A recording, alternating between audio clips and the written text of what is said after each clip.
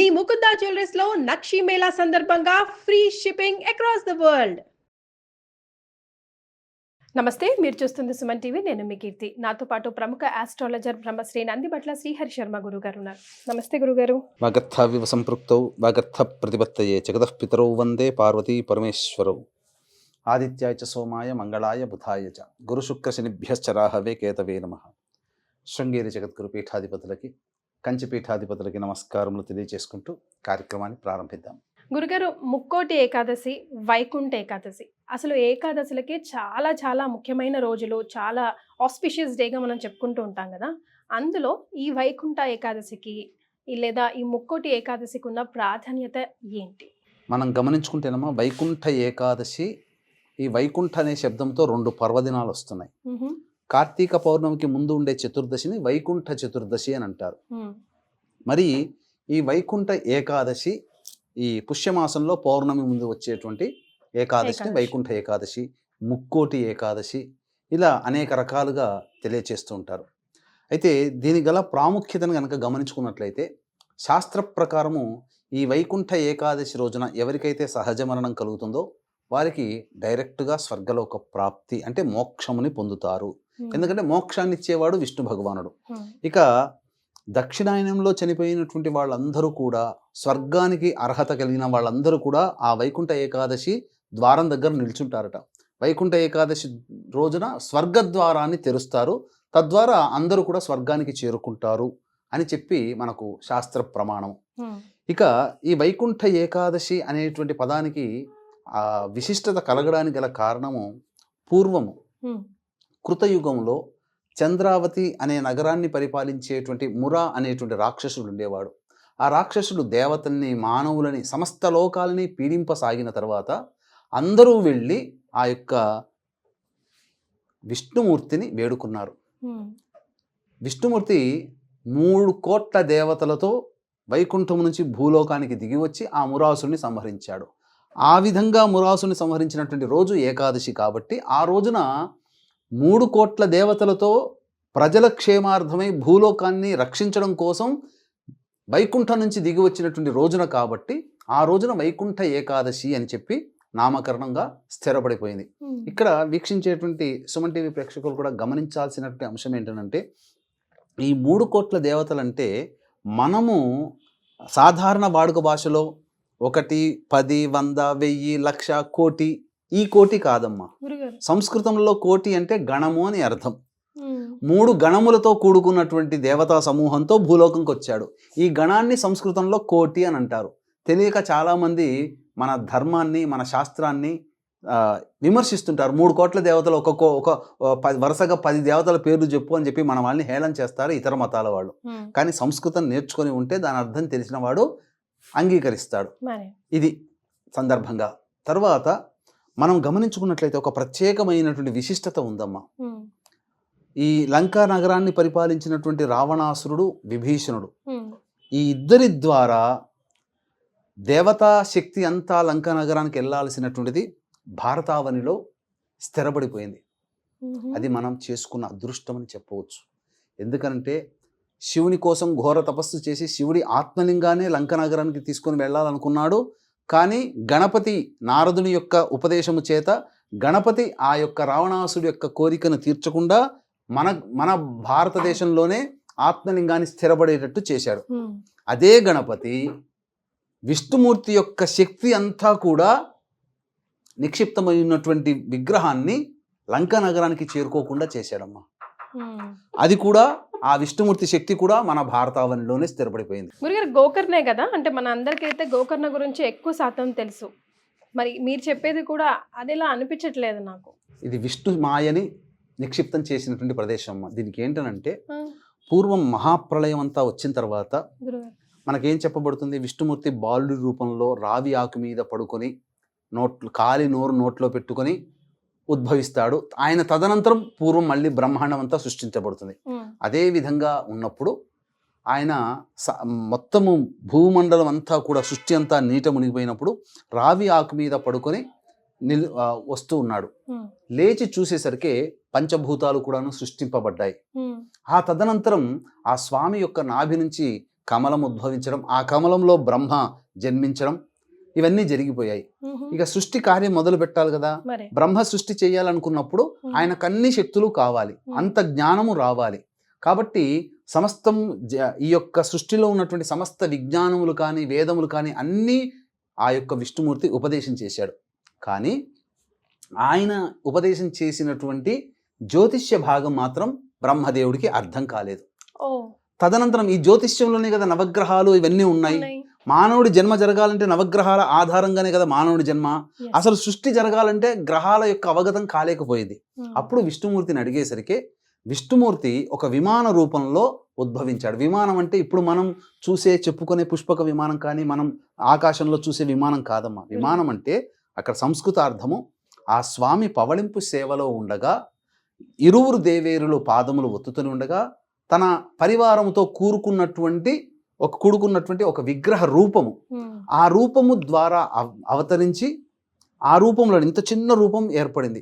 ఆ రూపం ద్వారా బ్రహ్మదేవుడికి జ్యోతిష్యాన్ని ఉపదేశం చేశాడు. జ్యోతిష్యం పూర్తిగా అవగతం అయిపోయింది. తదనంతరం విష్ణుమూర్తి వెళ్ళిపోతుంటుంటే నాకు ఇంతటి గొప్ప శక్తిని జ్యోతిష్య భాగాన్ని అందించి సృష్టికి ప్రారంభానికి మూల పురుషుడు అయ్యావు, కాబట్టి నీవు ఈ యొక్క విమానంలోనే స్థిరంగా ఉండిపో అని చెప్పేసి అని కోరుకుంటాడు. అంతటా బ్రహ్మ కోరిక మేరకు ఆ విధంగా ఉండిపోతాడు. ఆ శక్తి విష్ణు శక్తి అంతా ఆ యొక్క మందిరంలో ఉంటుంది, చిన్నగా ఉంటుందమ్మా. తర్వాత ఈ బ్రహ్మ ఏం చేశాడు, సూర్యవంశ మూల పురుషుడైనటువంటి ఇక్ష్వాకు మహారాజుకి ఇచ్చాడు. ఈ ఇక్ష్వాకు మహారాజుకి ఇచ్చి దీన్ని ప్రతినిత్యము కూడా అర్చన, అభిషేకములు, పూజాది కార్యక్రమాలు నిర్విఘ్నంగా కొనసాగించు అని చెప్పి బ్రహ్మ ఇక్ష్వాకుకి ఇచ్చాడు. ఆ ఇక్ష్వాకులు తరంలో ప్రతి తరంలో కూడా అది పూజలు అందుకుంటూ వస్తుంది. ఆ ఇక్ష్వాకు తరంలోని వాడే భగీరథుడు, రఘుమహారాజు, అజమహారాజు, దిలీపుడు, దశరథుడు కొడుకు అయినటువంటి రాముడు. ఇప్పటికి ఇంకా ఉందా గురుగారు? చెప్తాను. అదే ఆ విశేషం, విశిష్టత మీ యొక్క సంబంధించినటువంటి దానికి తెలియజేస్తున్నాను. రాముడి దగ్గరకు వచ్చేసేసరికి రాముడు కూడా నిత్యము పూజ చేశాడు. దాన్ని చేసిన తర్వాత అవతార సమాప్తి అయిపోతుంది. అంతటా ఏం చేశాడు, రాముడికి స్నేహితుడు విభీషణుడు పిలిపించి, విభీషణ, నా రామావతారం సమాప్తి కాబోతుంది, ఇక నేను చేయాల్సినటువంటి అన్ని రుణాలన్నీ తీర్చుకున్నాను, ఈ పూజా మందిరంలో ఉన్నటువంటి విష్ణు విమానాన్ని నీకు ఇస్తున్నాను, నీవు లంకా నగరానికి తీసుకుని వెళ్ళి అక్కడ నిత్యం పూజ చేస్తూ ఉండు అని చెప్పి రామాజ్ఞగా విభీషణుడికి ఇచ్చాడు. కళ్ళకద్దుకొని రామాజ్ఞగా భావించి విభీషణుడు లంకా నగరానికి వెళుతున్నాడు. వెళుతుంటే ఈ కావేరీ నదీ తీరానికి వచ్చాడు. రాగానే సూర్యాస్తమయం అవుతుంది, సంధ్య వార్చుకోవాలి, బ్రాహ్మణుడు కదా విభీషణుడు. ఇక సంధ్య వార్చుకునే సమయానికి ఈ యొక్క భూమి మీద పెడితే శక్తి అంతా కోల్పోతుందని చెప్తాడు రాముడు. అందుకని ఎవరైనా పట్టుకునే వాళ్ళు వస్తారా అని ఎదురు చూస్తుంటే బ్రాహ్మణ బాలకుడి రూపంలో వినాయకుడు వస్తాడు. ఆ శక్తి అంతా ఎక్కడికి వెళ్ళకూడదనే ఉద్దేశంతో వచ్చి పట్టుకుంటాడు. సేమ్ యాజ్ ఇట్ ఈజ్గా రావణాసుడి చేతిలో ఆత్మలింగం ఏ విధంగా నిక్షిప్తమైందో, ఎలా వినాయకుడైతే ఎలాంటి మాటలు మాట్లాడాడో అదే సంభాషణ ఇక్కడ విభీషణుడితో కూడా చేస్తాడు. నేను కొంత సమయం వేచి చూస్తాను, రాకపోతే ఇక్కడ పెట్టేస్తాను, నాకు తోచిన చోట పెట్టేస్తాను, నేను వెళ్ళిపోతాను అని చెప్పి. ఇక బాలకుడు పట్టుకున్నాడు కదా, చాలా సమయం ఉంది కదా అని చెప్పి భావించి స్నానం చేస్తూ చక్కగా కొంత సమయం గడిచింది. అలాగే సంధ్యావందనం అన్నీ తీర్చుకున్నాడు. అయిపోయి వస్తూ ఉంటుంటే బాలుడు భరించలేక నేను పెట్టేస్తానని చెప్పి పెట్టి వెళ్ళిపోతాడు. వెళ్ళిపోయేసరికి కోపం వచ్చినటువంటి విభీషణుడు ఎక్కడ పోయాడో బాలకుడు అని చెప్పి చుట్టూ చూస్తే ఆ దేవాలయం ఉంటుంది. ఆ దేవాలయంలో నిలబడి ఉంటాడు. నా యొక్క శక్తిని అంతా నేను ఎంతో ప్రేమగా తెచ్చుకుందాన్ని చేస్తామని చెప్పి మొట్టికాయ వేస్తాడు. అక్కడ మొట్టికాయ వేస్తే ఆ యొక్క ఇక్కడ రంధ్రం ఇట్లా సొట్ట పడుతుంది. అక్కడ సేమ్ ఆ యొక్క గోకర్ణ క్షేత్రంలో గణపతికి ఎలా అయితే సొట్టి ఉంటుందో అక్కడ కూడా ఆ విధంగానే సొట్ట ఉంటుంది. అదే ఉచ్చై పిళ్ళయ్యార్ అనే నామంతో అక్కడ వినాయకుడు కొలవబడుతున్నాడు. ఇప్పటికీ అక్కడ కూడా సొట్ట ఉంటుంది వినాయకుడి నెత్తి మీద. అది తమిళనాడులో కుంభకోణం దగ్గరలో ఉందమ్మా. అదే మన ఇక్కడికి శ్రీరంగం దగ్గరలోనే ఉంది. ఎందుకంటే ముక్కోటి ఏకాదశి శ్రీరంగంలో చాలా బాగా ప్రాశస్త్యంగా చేస్తారు. అందుకని ఈ ముక్కోటి ఏకాదశి సందర్భంగా ఆ శ్రీరంగనాథుడు దేవాలయం దగ్గరలోనే ఉచ్చై పెళ్ళయ్యారు అనేటువంటిది ఉందమ్మా. అక్కడే ఉంటుంది అది. తర్వాత విభీషణుడు వచ్చి ఆ స్వామిని వేడుకుంటాడు. స్వామి నీవు రా స్వామి నాతో పాటు అని అంటే, నేను ఇక్కడే ఉండదలుచుకున్నాను అని చెప్తాడు. నిన్ను పూజించే అవకాశం నేను కోల్పోతున్నానంటే నీకు సంవత్సరానికి ఒక రోజున నేను అర్చించే విధానాన్ని నీకు అనుమతిస్తున్నాను, ఇక్కడే నా దగ్గరే ఉండుగా అని చెప్పాను అంటాడు. అందుకని శ్రీరంగనాథుడు ఇంతగా ఉన్నటువంటి విమానం ఆత్మలింగం ఏ విధంగానైతే పెరిగి పెద్దదైందో అంతకింతకి పెద్దదిగా పెరిగిపోయి ఇప్పుడు ఆ శ్రీరంగనాథుణ్ణి చూడాలంటే 3 ద్వారాల గుండా చూడాలి. ఒక ద్వారం గుండా వెళ్ళి చూస్తే నమస్కారం చేస్తే కాదు, ఆయన పూర్తి విగ్రహాన్ని చూడాలంటే 3 ద్వారం, అంత పెద్దగా అయిపోతాడు. తర్వాత ఆయనకి దక్షిణాభిముఖంగా తూర్పు ముఖంగా శ్రీరంగనాథుంటే దక్షిణాన్ని చూస్తూ అంటే శ్రీరంగనాథుడిని చూస్తూ ఈ విభీషణుడి దేవాలయం అక్కడ ఉంది. ఈ ముక్కోటి ఏకాదశి రోజునే మాయారూపంతో ఆ యొక్క శ్రీరంగనాథ స్వామి దేవాలయానికి చేరుకొని చక్కగా అక్కడ అభిషేకం అర్చన జరిపించి వెళుతాడు. అంటే దేవతల కాలమానానికి మన భూలోక కాలమానానికి తేడా ఉంటుంది.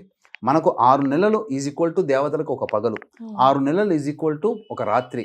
మనకు సంవత్సరం కలిపితే వాళ్ళకి ఒక్క రోజు. విభీషణుడు వచ్చి ఒకరు ముక్కోటి ఏకాదశి రోజున చేస్తున్నాడంటే దేవకాలమాన ప్రకారం ప్రతిరోజు వచ్చి పూజ చేస్తున్న ఫలితం దక్కుతుంది. ఇది ఈ విధంగా.